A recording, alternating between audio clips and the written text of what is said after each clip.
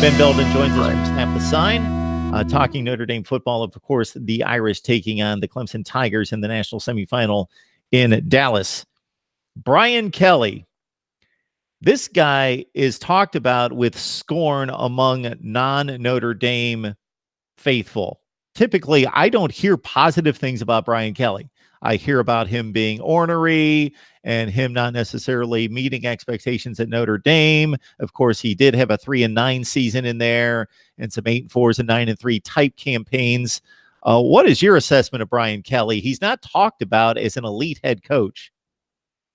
Yeah, I think he's right on the cusp now, I think, of being one of college football's best. You know, you've got the Nick Sabans and Urban Meyer just retired, but then you've got Dabo Sweeney and those guys. And I think Brian Kelly's maybe in like the next tier after that. I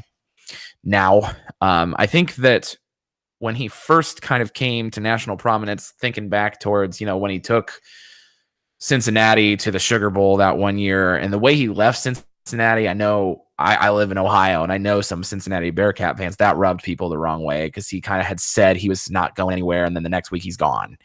That kind of started some bad PR for him, and then the expectations at Notre Dame are always through the roof, and not always the most realistic as well. And so just to add that in there. But, in the last couple of years, he's toned down some of his sideline antics. He still gets fired up from time to time, but you don't necessarily see the purple-faced screamer that you used to see in his, first 4 or 5 years at Notre Dame. He's really adopted more of a CEO type of a role these last couple of years. He's recruited very well the whole time he was there, even when, they were 4-8 in 2016. I think he's done a tremendous job. A lot of people who are in the Notre Dame circle that used to not like him still, they still kind of don't like him, I think, but they have been forced to kind of just eat crow a little bit.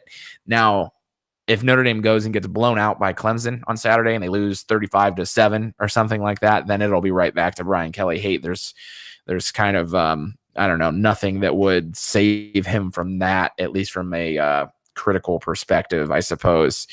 But I don't know. That's the nature of being the Notre Dame football coach. It's 50% of the fan base is going to like you, and the other 50 is not, because Notre Dame has a fan base that fortunately or unfortunately is very rooted in tradition. At least the older generation, I suppose, and they want to see Ara Parseghian run the football type teams, and us newer to the college football scene type people love the spread and love what the entertainment value, I guess, of what Notre Dame has put together the last 4 or 5 years.